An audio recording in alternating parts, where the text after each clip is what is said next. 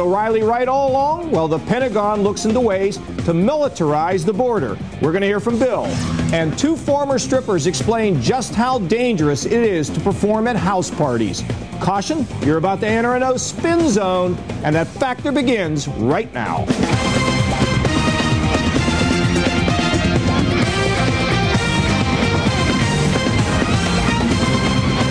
Hi, I'm John Kasich reporting tonight for Bill O'Reilly. Thanks for watching us. The White House announces a major presidential address on immigration for Monday night. Can the American people expect big news on this hot-button issue? We're going to have a complete report in just a moment. But first, our top story tonight. Americans weigh in on the controversial National Security Agency program revealed in yesterday's USA Today, and it may be very good news for the president. According to a Washington Post ABC News poll, 63% think collecting info about our phone calls is an acceptable way to investigate terrorists. 44% strongly endorse it. 35% said the program is unacceptable. 24% who strongly object to it. Bush got right in front of this issue. The privacy of ordinary Americans is fiercely protected in all our activities. We're not mining or trolling through the personal lives of millions of innocent Americans. The question is, if so many people favor the program, could this story actually help boost Bush's sagging poll numbers? Joining us now from Washington, Republican strategist Sherry Jacobus, and here in the studio, Democratic strategist Laura Schwartz. All right, Laura, how do you explain these numbers? Well, the issue just came up yesterday. The education isn't there yet. Right now, we want to do everything we can to make sure that we prevent a 9/11 attack from ever happening again. And that's how America feels.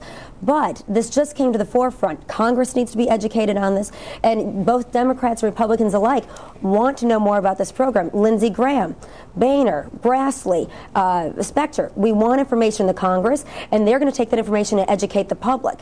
And then we will have polls based on an educated factor of what this program is and if it's good or bad for the American people defending our Constitution. Sherry, were you surprised at these numbers? I was. 63% saying if you want to, figure out who I'm calling, go ahead. What's your sense on this? Well, first of all, it's not a matter of figuring out who they're calling. They aren't putting names and Social Security numbers and addresses to this. But I thought the numbers would be high, but I think this is surprisingly high. And I think that as the American people become educated or learn more about it or we talk about it more, those numbers are going to go even higher. And I think it presents a particular challenge to Democrats running for re-election and those trying to run for president in 2008.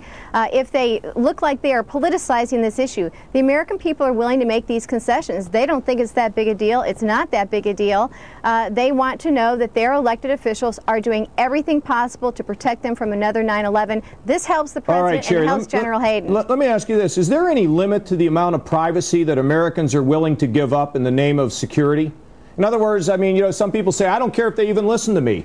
I mean, where does the line get drawn, in your opinion, where the public says that's over the edge? Well, I think that the American people already know that the IRS has all of their information, their Social Security numbers, their income. Right, but we put limits. But we put limits on that, Sherry. The Republican Congress in the 90s said we're not going to let the IRS go on these witch hunts. Right. At what point do Americans say, this is starting to make me nervous?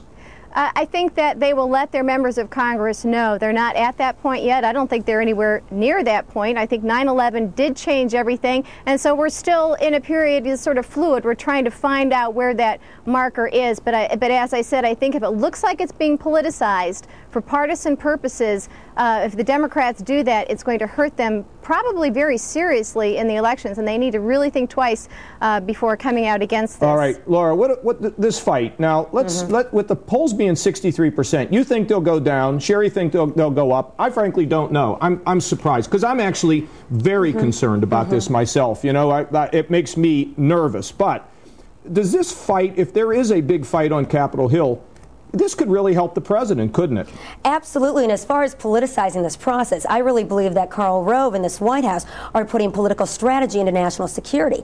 They admitted when they appointed or nominated General Hayden that this was going to be a great opportunity for them to rally the Republican base in re-engaging the issue of the NSA wiretapping program. They want to talk to that Republican base and said, we're for national security. All right, well, every time. Look, I think we know everybody now this is a political season, but that's not the question. The question is if the Democrats decide to take on Hayden and they raise this issue about surveillance and everything else, does the public say, there go the Democrats again? They never understood national security, and here they are again, and they're picking on this guy, and we're with the president, and the president's numbers go up. I mean, yeah, we can't evaporate the small edge that Democrats have finally gotten on national security. But what we have to do is state time and time again that we need to defend our homeland while defending our Constitution, our laws, and our privacy. You know, President Bush, the day after 9/11, said that we have to go out and worship in our temples and churches, eat out at restaurants, play in the playgrounds of our cities. If we disrupt our lives, the terrorists win. But you know what? If they disrupt our lives and civil liberties, the president is handing the terrorists away.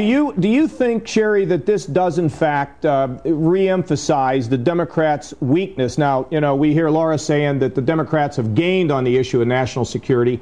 Look, that is just, I don't think that's really going to bear itself out. Do you think that this makes the Democrats look weak if they launch this big fight on General Hayden? And the question is, will they launch a fight against him, or will they sort of cool it?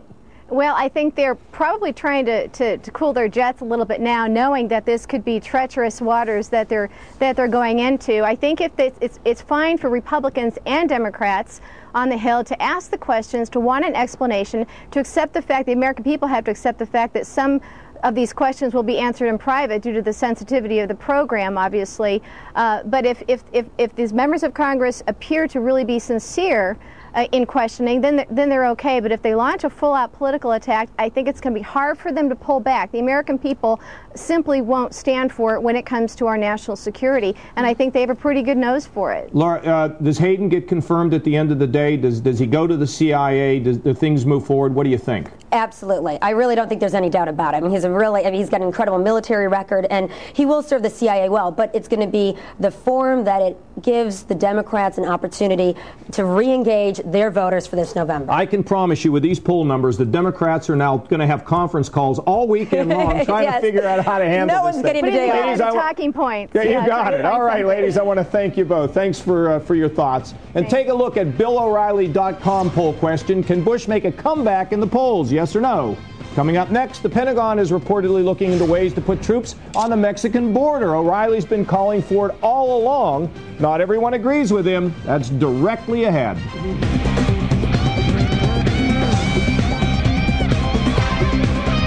Talking Points is brought to you by the all-new 2006 Buick Lucerne. Buick, beyond precision. It's always the quiet ones. They sit in the back. They never raise their hand. Then the test comes, and they've got all the answers. Introducing the all-new quiet-tuned Buick Lucerne CX. Quieter on the road than a Lexus ES330, Acura TL, or Infiniti G35.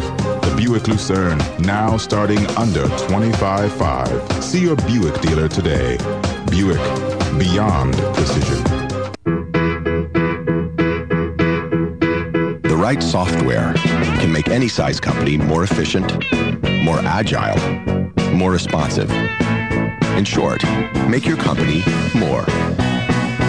That's why companies that run SAP are 32% more profitable than companies that don't.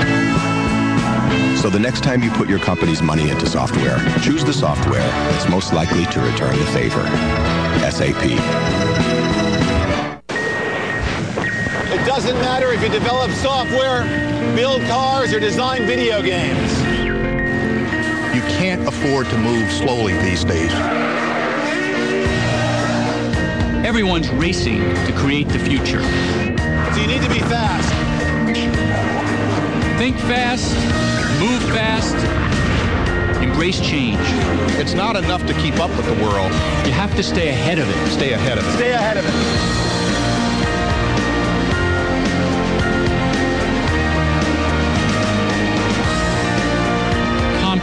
Oracle, Symantec, listed on NASDAQ. NASDAQ, 100 companies. You can invest in Comcast, Oracle, Symantec, and the rest of the NASDAQ 100 companies through QQQ.